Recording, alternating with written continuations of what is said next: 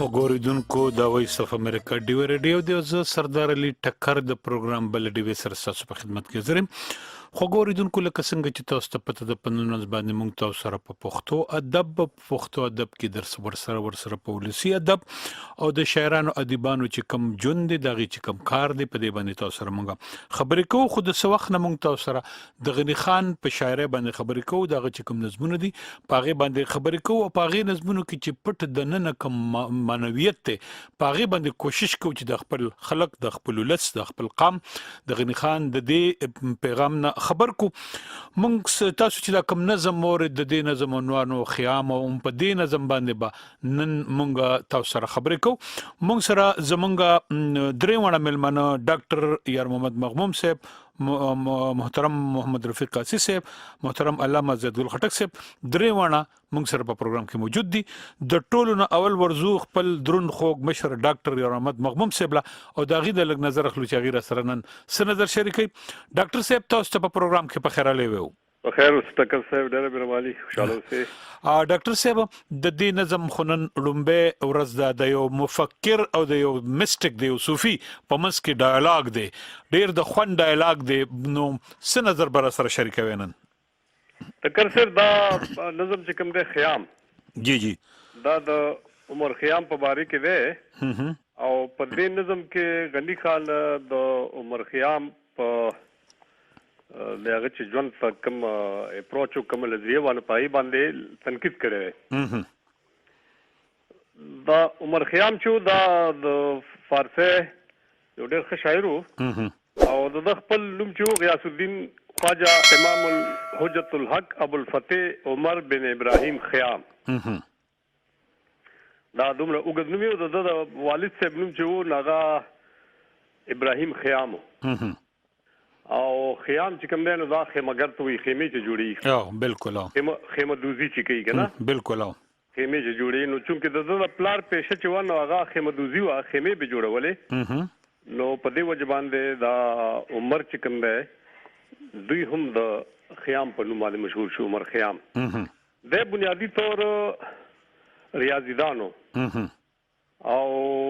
د علم نجوم ماهر هم اسټرالوجست چې وته وي او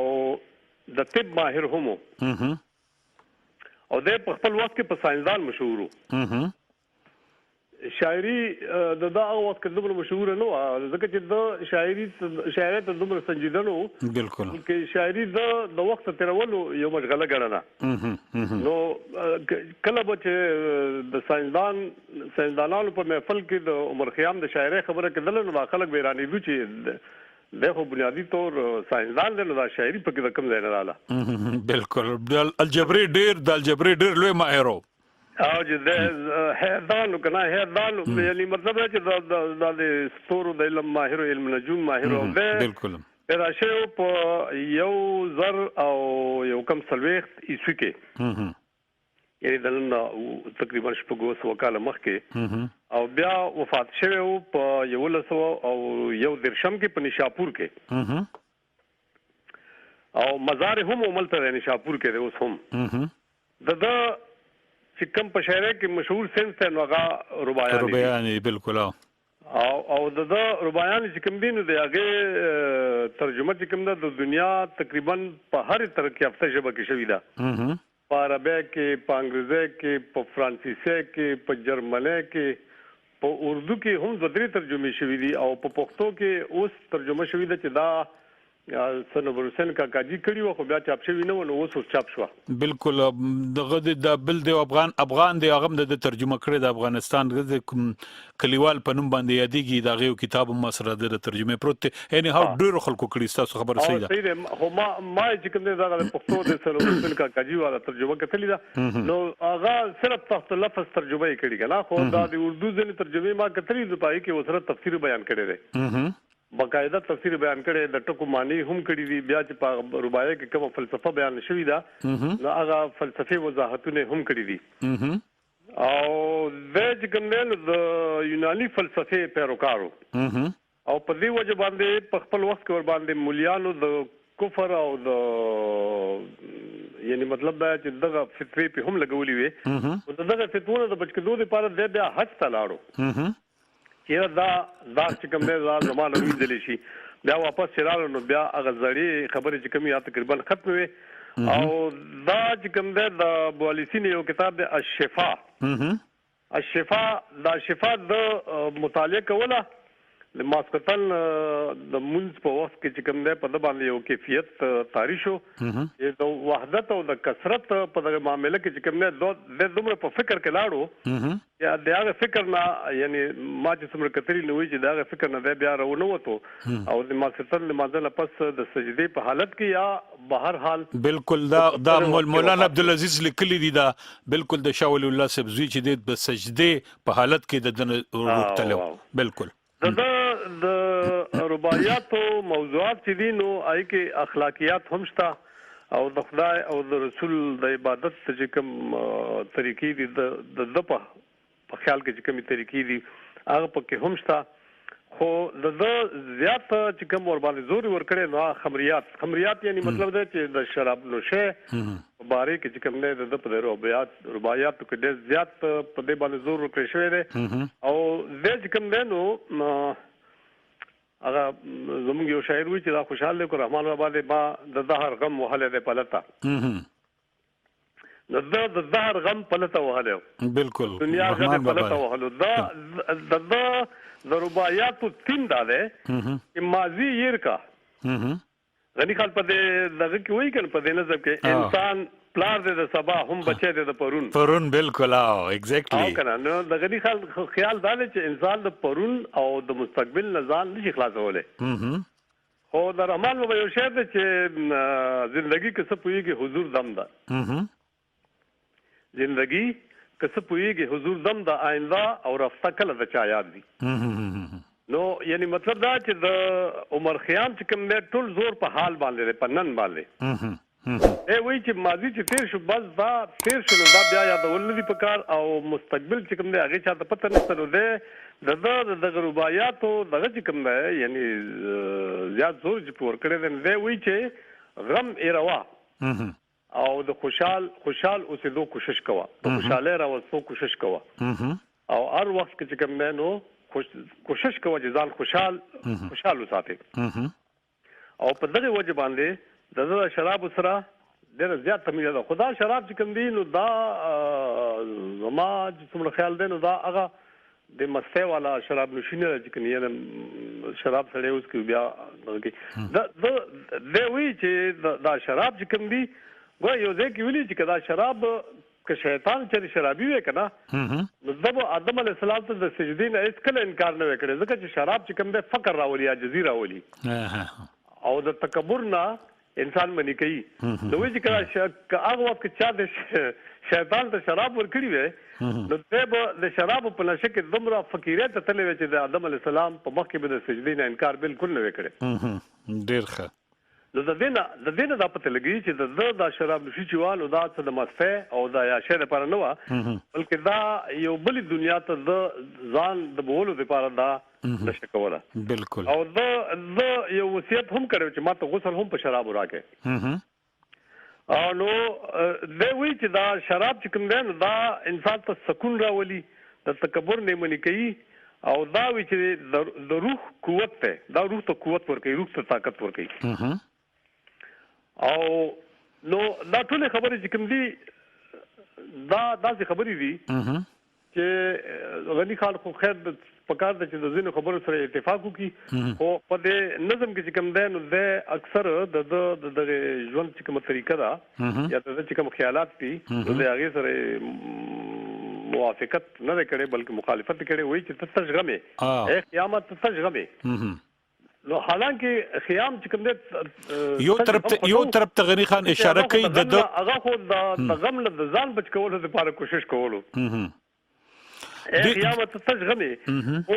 خو اصل کې د غنی خان مطلب دا دی چې یعنی مطلب دا چې صاحب په ژوند کې د غم لا د تیښتې بل لار نشته بس صرف ته د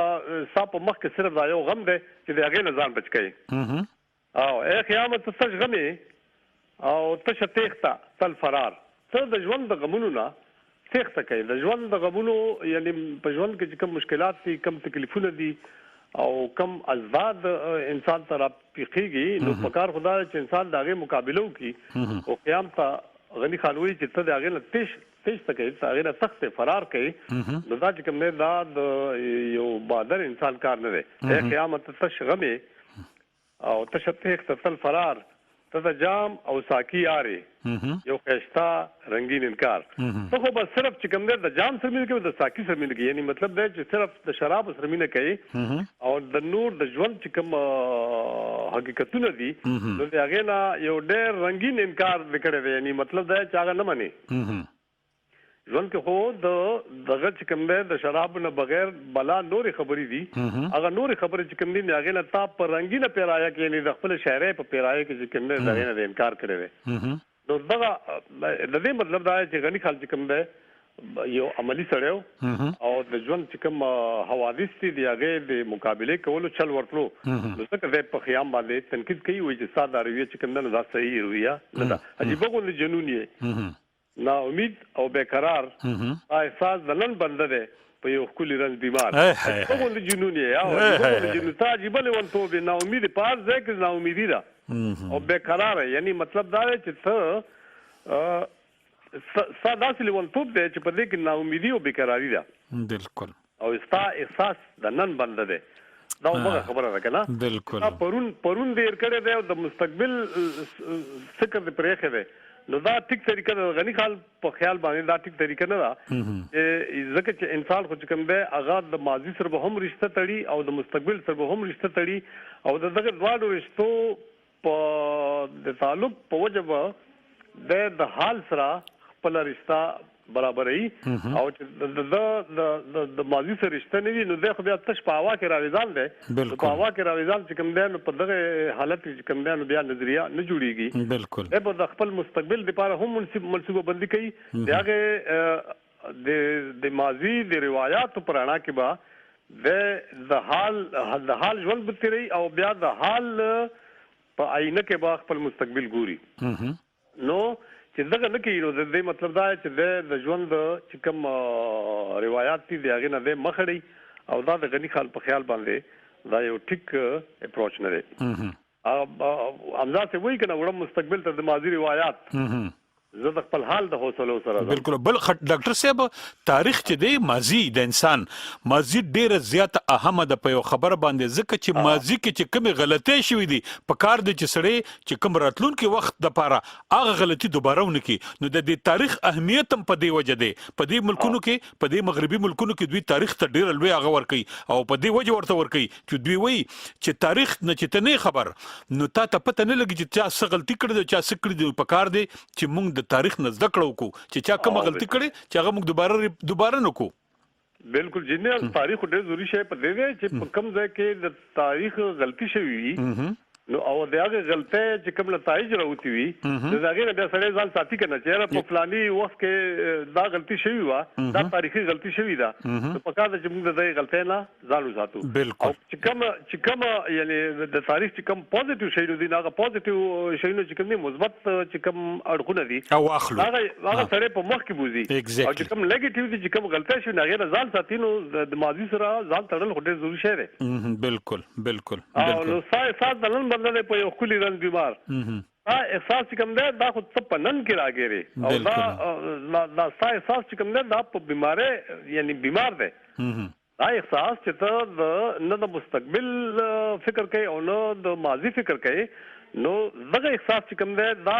یعنی د نن باندې صرف د حال باندې صرف حال ګوري نو دا داسې احساس چې دا بیمار احساس دی بالکل او نه لمبۍ د تلاش د لټون او د ارمان زړه فکر د خزان کلی ژبه د بهار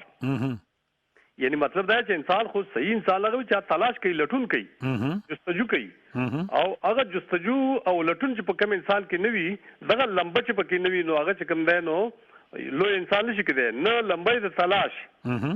او د لټون او د ارمان یعنی مطلب دا چې ستا په ژوند کې نه لټون شته نه تلاش تا نه جستجو شته او نه ارمان شته ګوره ځینې شیونه داسې دي چې په هغې باندې سړی ارمان کوي چې کاش چې داسې چل شوی وی نو ستا په ژوند کې دا هم نشته زه فکر د خزان یعنی ستا فکر او زړه چې کوم نه د خزان فکرونه کوي او خپل ژبه د بهار صرف سرسری وینا چې کوم ده نو هغه پاغه کې چې کوم نه خوشحالي پیدا کوي او نو ډوب نه ځي یعنی هغه فکر چې کوم نه نو جوړ نه ده سر د بهار سری چپی وي ډوبي ویخ کی وی قرار دا د سمندر دغه چوي کنه سمندر سر چوي نو هغه خو چې کوم ده سر د بهر سره چپی وی ډوبي ویخ کی وی قرار وای چې خیر دا خبره خو ما ته پټول کې ښکاری لکه چې سره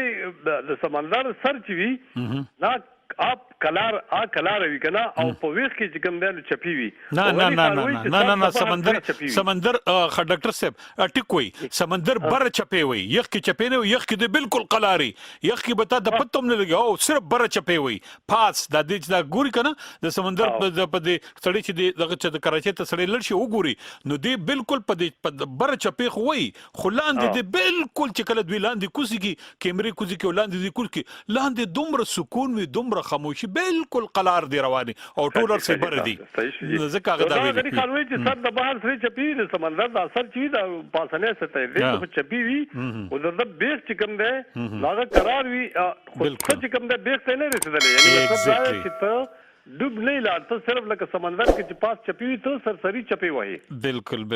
یم ثوي چې ته سرسری چپی وای یعنی ډوب فکر نه کوي جوور فکر نه کوي بالکل د جوړتیا نه ځان خبره د ګلو ډکا سرسری د کشتهلار د کشتهلار خو سرسری کې د وبو د پاسه وي بالکل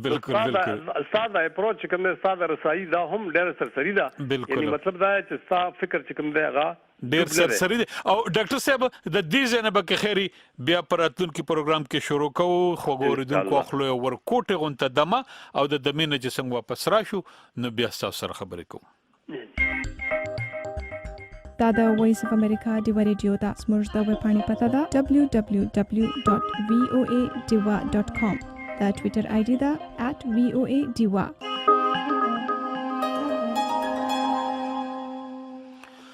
خو ګوریدونکو یو ځل بیا تاسو پروګرام کې هرکلی وي تاسو زمونږ د درون خوږ محترم ډاکټر رحمت مغموم صاحب ډېرې مزیدار خبرې اورېدې د خیام په جون د سره خبرې وکړې د غنی خان په سو شیرونی چې د خیام په نوم باندې د کم نظم دی په دې د سره ډېرې په زړه پورې خبرې وکړې ماته یو واقعه را یادېږي چې دا د یو خلکو امام غزالی او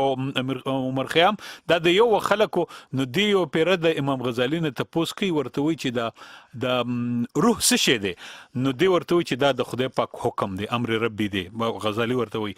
نو دی چې دی بیا سوال کوي نو دی مسکه بانګ ویل شي چې بانګ ویل شي نو غزالی ورته وی د خدای حکم شو زلاړم ډېرې مزیدار خبرې د خلکو په جون کې دي ډېرې د خون خبرې او تاسو سره په ټوله وخت په وخت شریکو موږ سره زمونږ بل درن خوږ ملما محمد رفیق اسیس په پروګرام کې موجود دي ورزو غویلو دا غینه لګ نظر اخلو چې غیر سره نن د خیام په حواله باندې چې دا کم نظم دی په دې سره نظر شریکي اسیس تاسو په پروګرام کې په خیر علي وو السلام علیکم وعلیکم السلام اسیس څه نظر بر سره شریکوي دا خو نوې نظم خیام شروع کوو ډاکټر صاحب ډېرې مزیدارې خبرې وکړې نو په خیال باندې د خیام همدغه چې پیژندګلي خو اول پکار وه بالکل چې دا څوک دی او د کار څه دی او د خان چې دی نو د اصلاحي تنقید ولې دی نشانه دی نو دا بنیادي طور ټکر صاحب د خان چې دی نو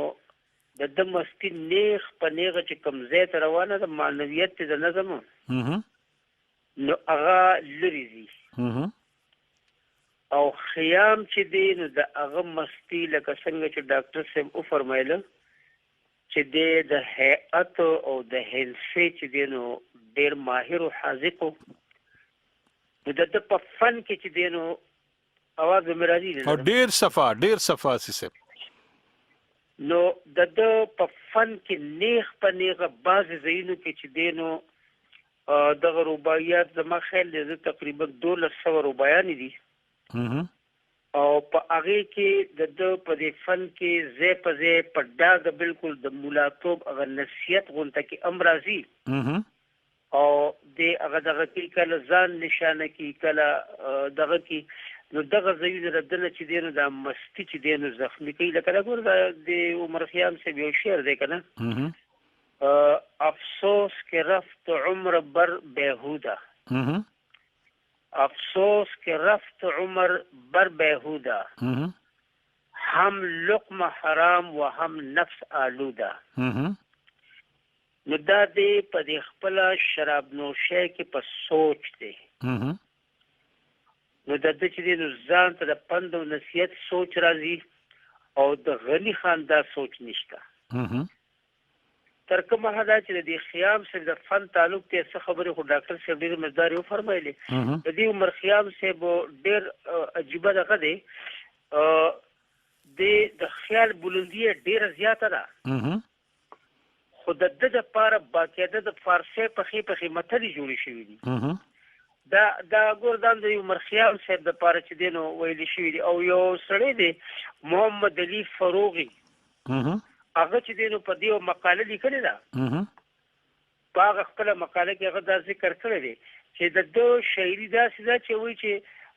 لحن سخن شعری غیر از لحن تعلیم دین و فلسفه است و هر سخن جایی و هر نکته مکانی دارد. دا خاص کر د عمر خیام د پاره ویل شي چې د شعري غلطي چې ده نو دا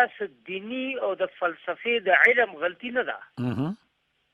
د شاعري لحن غلطي چې وي په خبرو کې هغه خو سلري استعاري نور څه کوي کنه. او دا د لپاره ویل شي چې ډاکټر صاحب څنګه وفرمایل چې علماو په کفر فتوی ورکول کنه. او تر کومه حدا چې د دې عمر خیام صاحب فنو نو دې کې فصاحت بلاغت او سلاست رواني او سادگی دا بالکل لکه د اوبو بایدله. ورسره په دغه رباعي کې د خان چې په زمون کوم تنقید او اعتراض کوي نو د دنیا ناپایداری دی وایي. خو دا تر کومه حده پورې چې ټکر صاحب د ماضي او دغه خبره ده نو مونږ خو نن پیژندګلي غونډه کې کوو، دې ته به بیا ورکوزېږو. تر کومه حده چې د دې نظم محوري خبره د ټکر صاحب هغه دغه شعر تاسو په ډېر مزدار باسم که زما تر علمه خو دغه دی چې سر د بحر سری چپی وي ډوب یې ویښ کې وي قرار او ته کشته د ګلو ډک او سرسری د کشته لار. دا د دې شعر محور دی. خان په د باندې تنقید هم کوي او اصلاح هم کوي، خو اصل یو خبره ده. دا عمر خیام صاحب د رباعیات چې ټول بنده وګوري یا د دې نه علاوه د نور کلام چې دی نو د مستی هم دقه سیده لکه څنګه چې په پښتو کې زمونږ د دې خان ده، خو چونکې دی ورسره هیئتدان دی، هندسې والا دی، نجومي دی، نو د دغه په وجه باندې د فن چې دی نو هغه په یو بل سایډ د سنجیدګۍ لار اخلي. پند و نصیحت غونډه ته جوړیږي لکه او وایي په خپل انداز کې. لکه زه ګورم مثال د یو دغه پیش کومه څنګه چې ډاکټر صاحب فرمایل کړي چې د پلار چې و نو هغه به خیمه دوزي کوله، خیمې به جوړولې. ګوره چې دې خیمې ته ولاړو، خیمې ته او دې د هغې نه څه خبره کوي. دا د هغه سلاست او دغه په حواله خبره کوم او رسایي تر کومه حده پورې ده. دی وی در خیمتن که سایبان است ترا، ګوره خیام سے دې شعر ته در خیمتن که سایبان است ترا हाँ تکیا مکن که چار میخ است ترا. ګوره جی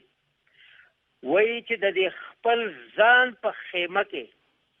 د دې په سوري کې چې ته یې په دې ګورې تکیا مه کوه، دا خو په تا باندې څلور میخونه والي شوي، خیمه کې څلور بانډسونه یې که نه،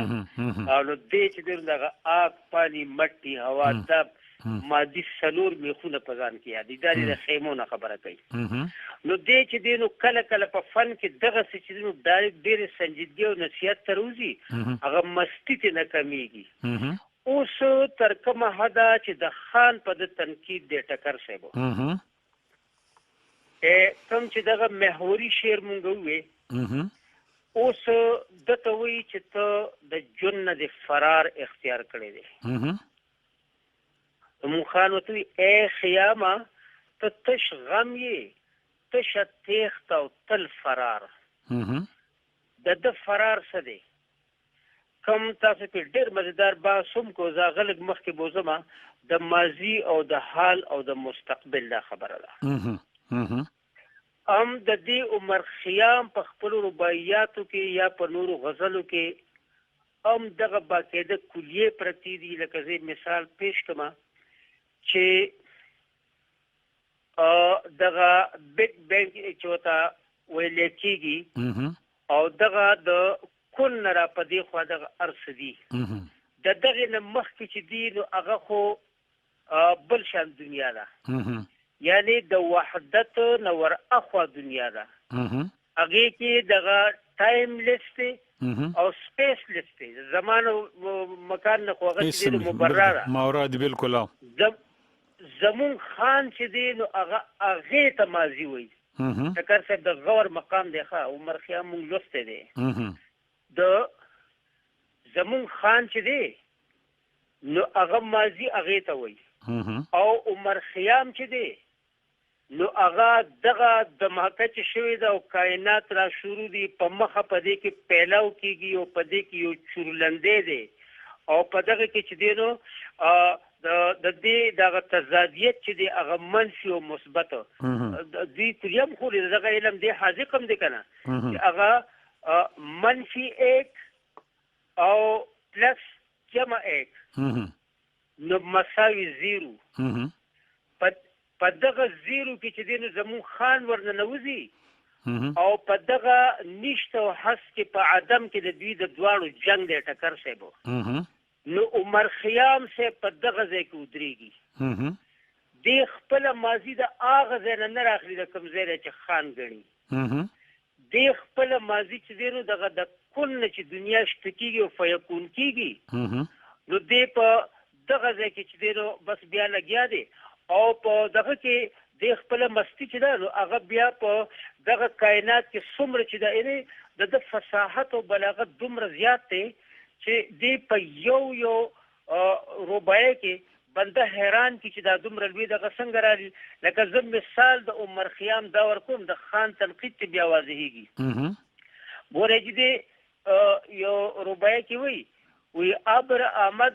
و باز بر سر سبز گریست بے بادا گل رنگ نمی باید زیست. ګورئ جی ای سبزه که امروز تماشاگاه ماست ای سبزه که امروز تماشاگاه ماست تا سبزه خاک ما تماشاگاه کیست. څه عجیبه خبره عمر خیام صاحب کوي د خیال معمولی نه دی بالکل او ګورئ که په عمر خیام باندې څوک تنقید وکړی شي ډېر تفصیل خبرې ګور دی کې دی څه وی دغه وریځ چې راخوره شوه د دې مطلب خو همدا دی چې د دې نه پس به اوس چې دی نو سبزه او ګلونه راټوکېږي خو اوس دا رنګارنګي او ښایست چې راوټوکېد نو دا خو بې شرابو د دې سره ژوند نه کېږي خو دا هم وری چې دا سبزه او دا ښکلا څومره چې ده نو دا خو زمونږ تماشاګاه ده خو زما تن چې خوري شي او د دې نه کومه تماشاګاه به یا به ګورې چې څنګه دې کې دا اوس دې ټول کائنات په دې کې رانغاړي دا قرآن کې دې باقاعده حوالې دي چې څنګه د دې وسعت دی ګوره قرآن فرمایي که نه والسماء بنیناها بأید وإنا لموسعون دا اسمان چې دی نو موږ په خپلو ګوتو باندې جوړ کړو او بیا دې له موږ مسلسل وسعت ورکوو دا جیغه د کائناتو پلاو دی او دې عمر خیام په دې رباعیه کې راوستی دی دغسې بیا د دې د چورلندې چې دی د دې کائنات د یو لټو په شکل کې قرآن باقاعده وایي والسماء ذات الرجع چې دی د واپس ګرځېدلو دی په چورلندي دی نو دا د کائنات پیلاو دی او وغیره دی په یو رباعیه کې عمر خیام دا دومره لوی خبرې راخلي او کمال د ده دا و چې په ژوند کې و دی خاموش سړی د ده دپاره دغه محمد علي فروغي چې دی دا خبره کړې ده وی چې زه وایم چې د دې متل دپاره په فارسۍ کې بل څوک دی خو یو عمر خیام دپاره دی که نه چې در خانه کس است نو یک حرف بس است و چې د اورېدلو یو کس په کور کې چرته هم شته دی یو ټکی ورله بس دی د عمر خیام وی هم دغه یو چل کړ چې هغه په یو ټکي کې کم دغه راخلي اوس په دغه ځای کې چې کله د دغې زمان او مکان چې کله په وحدت کې دی خو را شروع کیږي د کائناتو په پیلو کې چې دینو دغه د وخت را پیدا دی او دی خو چې دینو مکان چې کوم دی چې دا په کائنات کې ښکار دی نو دا چې دینو دغه مکان دی دا چې دینو هغه چولندې او خپل وسعت او خپل کوشادګي اخلي. اوس عمر خیام چې دی نو هغه په دې کې بس لګیا دی. څنګه چې ډاکټر صاحب یا تاسو دواړو د خبره وکړله چې د ماضي او دغه نه دی خو بس پنن کې دی غیر دی او واضح دی هغه خبرې کوي هم کنه د یو دغه کې د ویلیم دی وی چې اول د دنیا به ثباتی دی خي وی دا د دې کې ګور په دې خبرو ټول باندې خان اعتراض دی په دغه نظم کې ما ځکه دا لږ نوټس ته د خبرو د عمر خیام وغه د بعض صرف ترجمه کوم وخت نه ځای کوم کنه دی وی چې دا سور وځي چې دی نو د دې جن خو لکه په یو والا کې چې وبتیزي تیری شي عمر خیام وی یا لکه په یو دش کې چې هوا او سیله تیزه تیری شي نو دا عمر خو دغه څه دی بیا چې دغه رباعه په اخري دوه مصرو کې وی وی هرگز غم دو روز مرا یاد نگشت روز که نیامده است و روزی که گذشت. زوی نه چې دینو د تیری ورځې په غم کې یم د هغې څه فکر کوم او نه در روانې په غم کې یم او نن زما حال دا دی. د دې دا دوه مصرې چې دي ټکر صاحب زمونږ د خان تنقید په دې دی چې دا دی ورته وي چې انسان پلار دی د سبا یعنی انسان د سبا د پر ابو الوقت او هم بچی دی د پرون الته ابن الوقت دی. ابن الوقت په دغه معنی نه عام استعمالیږي. دا د دغه حادثه د کائنات د کون مخکې ست چې مونږ په مخکې نور پرونه باسم کړي هغه عدم چې دی په هغه عدم کې ست چې مونږه مکان او زمان وای نو په هغه کې خدا ټول نشته دی الته کې چې دینو بالکل یو هغه لا وجودی ده او په هغه لا وجوده کې چې دینو د نور یو سمندر دی په هغه سمندر پورې چې دینو خیام ور رسیدلې دی. دې کې خاص نکته دی چې د هغه سمندر پورې خیام ور رسیدلې دی خو دې د هغه په سطح باندې لګیاري دا خبرې د په رباعیاتو کې باقاعده واضح دي او په ان دې صرف د شراب په جام کې خو په شوی دی د نشه په دغه مقام کې نشه برای نشه ده خان چې د کومې نشې قایل دی نو هغه نشه برای مسته حقیقت ته د دې د دوړو په دې نظم کې نقطه دغه فرق دی د خبرې کړم دي چې زما د تن بچ دینو دا دغه جوړیږي دا کوزي دی جوړیږي او لکه څنګه چې ډاکټر صاحب وی کړي چې په شراب وراله غسل راکې نو دا دې چې دینو دغه زینا د وحدت دغه مقام چې دی د هغې نه مخکې هغه عدم چې ورته ویلی شي نو د هغې په سطحه کې دی لږ لګیا دی داسې لږه لږه حمله کړې ده ور دغه شوی دی په دغه ځایونو کې زمون خان په نظمونو کې ډېر آزادانه لګیا دی نو دې ورته بیا وایي چې ته په جام شرابو کې ډوب شوی اصل کې دا تاسو د سمندر خبره چې ټکر صاحب وکړه دغه سمندر چرته دی دا که شراب دی یا که د سسید نه هر غستلی کېږي د دې درې مقام وي یو ته یک آتشا وي بل ته دو آتشا وي بل ته سه آتشا وي دا یو چې دی دا رومبنې نو دا د شرابو مادي نشه ده دغه اوسط چې ده نو په دې کې هغه د وروستی هغه حالت شته او د دې مخکې هم پکې شته او کله چې سه آتشا شي نو هغه د اصلي قراري ځای دی چې خان یې په ادم کې ته غواړي او د هغه ماضي نشته د عمر خیام د هغه ماضي نشته نو د خان په دغه تنقید دی وایي چې ستا نو په دغه ځای کې د احساس چې دی دا وجدان کېږي نه دا خان چې ورته چې دا شعر کوي کنه چې ستا احساس د نن بنده دی او خپل رنځ بیمار دې کې ډېر نه باستې د احساس دغه ځای کې بیمار دی بالکل خان په تنقید کوي چې ستا احساس په دغه ځای کې بیمار دی کو وجدان دې ټچ کړه احساس تا ورتیز کو نو ستا د جنون چې دی نو دې به امید پیدا کی اوس خو ته د شرابو په جام کې لیونې هغه کومه مستی چې هغه د اصل عدم کې ماضي ورغلې ده چې د هغې لا وجود نه دی خوا وروسته بیا زمان و مکان پیدا دي نوې د انسان اصل ماضي دقه ده بالکل واضح خبرې پرتې دي د خان پر تنقید کې نو هغه ماضي وي ستا نشته د عدم د سمندر سطحه دې ټچ کړه خو هغې ته ته چې دی نو هغه موجونه او چپې چې وخي لکه په کائناتو کې چې کوم حالات شروع دي نو په دغه کې ستا مستی چې دی نو ګیره د ګویا ستا مشاهده لږه نیمګړې ده ځکه چې عمر خیام اصل کې داسې ورته کرسې چې د قرآن او حدیث علم هم ښه پوره کړی د هغې نه پسې بیا د هندسې علم وکړو بیا یې ادان شو پوره نو چې دغه څیزونه د ده نه په دې مستی کې شامل شو نو د هغه امید چې زمون خان کوم امید ګڼي نو هغه د هغه ځای کې دی نا امیده دی نو د ده جنون چې دی نو هغه داسې کارآمد نه دی خان چې کوم غواړي نو د ده بېقراري چې ده نو دا د ده مستی چې ده نو د کائنات په دې بېقرارۍ کې تقسیم ده د ده مشاهده په دې کې ده او دې نیمګړی ولاړ دی ځکه چې د ده هغه اصل ماضي دی نه کومه ماضي چې هغه سړي کې اصل مستی ورچوي که نه اصل مستی پکې ورچوي نو د هغه مستی نه وې ته عاري نو ستا احساس چې دی نو دا پوره نه وجدان کېږي دا بیمار دی ستا جنون چې دی نو دا عجیبه جنون دی جنون خو د څه څیز دپاره نو دی خو په ځای باندې چې دی نو ګوزن کوي او لیونتوب دی او مخکې د تلو امید نشته خو به هر حال ستا کار چې دی نو هغه خو جام او دغه نشي دي نو هر څوک ته فرار اختیارې نو هغه حقیقت نقطه چې کله نه در ټچو نو دا دې خوا چې ته څه هم کوې نو دا ټول ستا چې دی نو د جن نه چې دی نو فرار دی ته د جن په سمندر کې پوره نه ورغوپه شوې ستا نشه چې ده نو هغه چېرته صح آتشه ده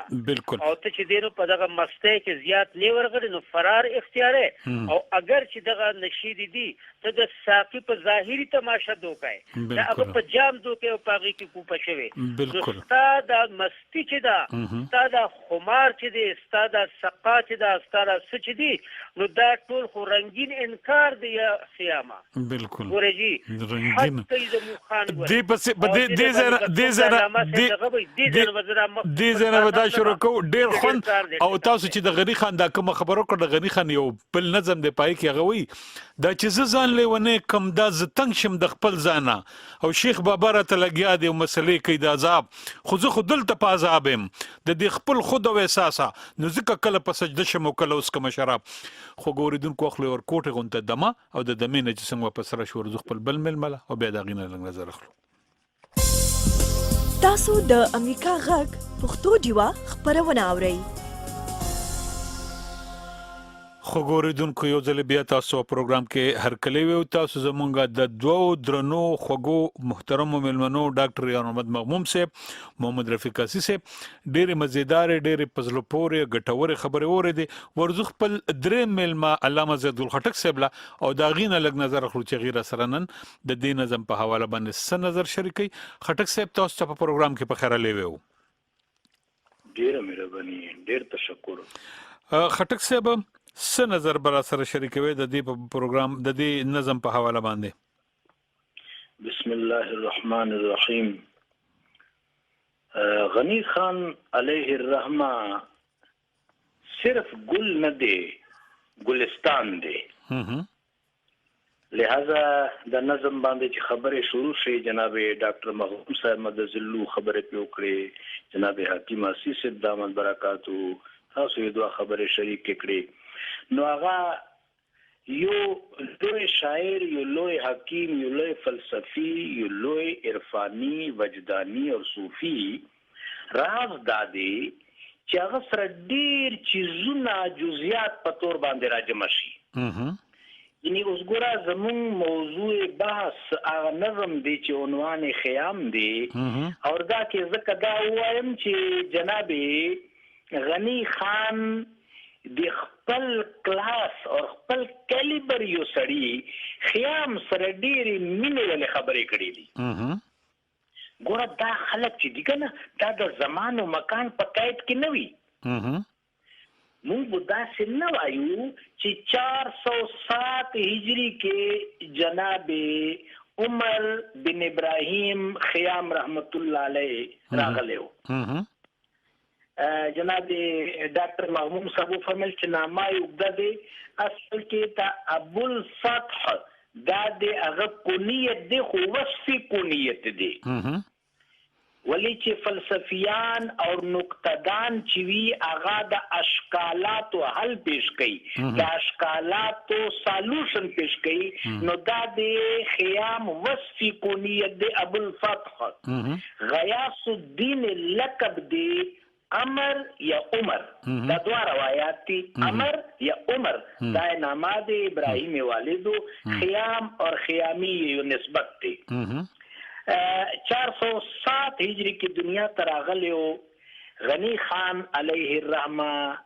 زمون په دغه اثر کې دی لیکن عرض دا کوم چې دا خلق چې دا زمان او مکان په قید کې نه وي ګوره علامه اقبال خيار خبره کړې دي علامه اقبال علیہ الرحمہ فرمائی چې ایام کا مرکب نہیں راکب ہے کلندر ایام کا مرکب نہیں یعنی د زمان و مکان په کلندر باندې سواری نشي کولای ایام کا راکب ہے کلندر کلندر په زمان و مکان باندې سواری کوي نو موږ ویلی شو چې دا د یو کلیبر خلق دی او په دغه نظم کې مینا کوي یو تفسیر او یو تنقید یو نقد و بصر او یو ډیر مزیدار نظم دی تاسو بکی تاسو چې ستم کې د نظم ترتیل فرمایلو دا نظم غنا مو فرمایلا نو هغه تاسو ځواني را تر یاد شو ډیر خوندو ډیر به خوندو کړم ماشاءالله نو تاسو خبره ګوره تاریخ حواله سره څه مزیدار خبره وکړه اصل کې مسکول خبره ما تر یادی کې هغه وای چې تاریخ تسلسل حیات ته او دا نه بغیر ارتقا ممکن نه دادو بالکل ګوره څومره زبردست تاریخ تسلسل حیات ته او دا نه بغیر خو ارتقا تصور سره نشي کولای غنی خان مکتب چې دی هغه دغه دی د کوم چې په دغه نظر ګوره یو بل ځای کې غنی خان سقراط ته هم سوایي حسین بن منصور الحلاج ته هم سوایي د یار راز دی حجرو له یو نو دغه شان جناب خیام ته هم سوایي دا ولی ورته وایي دومره بے تکلفي جناب غنی خان علیه الرحمه د غزبرګانو سره ویلي کوي ولی چې هغه د دوی مکتب سره دی او په دغه مکتب کې هغه ته امتیاز حاصل دی هغه امتیاز باندې اوس ما زما دواړه پیشرو ملګرو گفتگو کولو نو یو که تاسو اجازه تی ماته یو دوه ورځې پهله خبره را یاده شوه تاسو اجازه سره کوم یو زما یو ملګری دی ډاکټر قمر اقبال هغه ماته وی چې را ډیر زبردست شاعر دی غنی خان لوستلو د پر ما لګړه پښتو زده کړه لیکن غنی خان نات نه دی ویلې نو ما هغه ته چې یو دوا اشعار ما ورته هغه هر ټټو براق وي هر ټټو براق د کوي سور د محمد پشان نو بیا ما هغه ته یو ډاکټر قمر اقبال ته ما یو خبره وکړه چې ګوره نبی علیہ الصلوۃ والسلام فرمائی کہ حسین منی و انی من الحسین حسین مانا دے اور زہ حسین نیم یا حضور فرمائی کہ الحسین ریحانت منی حسین دے زما عطر اور زما خوشبو دے یا حضور فرمائی من احبه فقد احبنی چا چې حسین سره مینه وکړه ما سره مینه وکړه ومن احبني فقد احب الله او چا چې ما سره مینه وکړه هغه الله سره مینه وکړه نو کوم د صرف شاعری صنف اعتبار سره مونږ ورته مرثیه ویل شو تاسو په خپل خوږ جبا आवाज کې ویل دي حسین چې کومه مرثیه دي بالکل صرف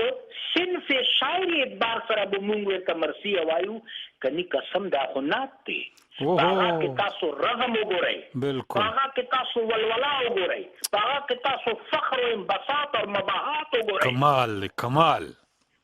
کمال دی. نو یقینو منئ چې هغه نه دوه اشعار ما ورته ویل نو هغه سړي سترګو نه اوښ کې راغلی وي چې نات خو دې ته وایي که نه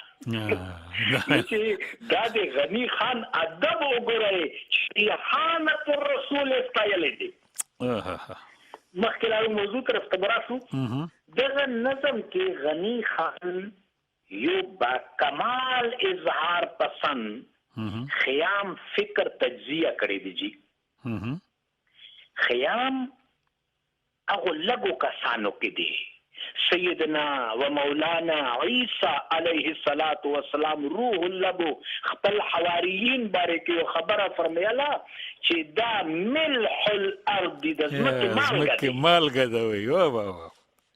نو دا خیام دا سقراط دا منصور تاسو ته پته دی غنی خان بابا عبدالرحمن سنائی اور شیراز اور نظیری نشاپوری اور خاکان دا خود از مکه مالګه دی کنه جی سلیکٹڈ کسان دی. بالکل. ہزاروں سال نرگس اپنی بے نوری پہ روتی ہے بڑی مشکل سے ہوتا ہے چمن میں دیدور پیدا. واہ. 100 سال در کعبہ و بت خانہ می نالد حیات تا دا شیر جی رحمت باز شیر قابل غور دے. 100 سال در کعبہ و بت خانہ می نالد حیات سل کالا بت خانے اور کعبی پا منت کی جوند جاری تازی بزم عشق یک دانائے راز آیت برو یا دا عشق بزم نیو دانائے راز رازی. گورا داغه دانای راز دی پاو کې یو دانای راز غنی خان دی چې خپل کلی برکت سبا دی خبرې کوي. بالکل. جناب خیام شاعر خو لګرستو څنګه چې زما ملګرو خبره وکړه کمال ریاضیدانو. بالکل. لیکن ساينټیسټ اعتبار سره دومره شهرت نه دی موندلې څومره چې د رباعیات شاعر حواله سره. بالکل. ګوره جی رباعي یو دقیق صنف نظم دی چې هغه طرف ته ډیره خوبصورت اشاره فرمایلې جناب حکیم صاحب اور ډاکټر صاحب. نو فارس اور عجم شعراء او نقادین فن چې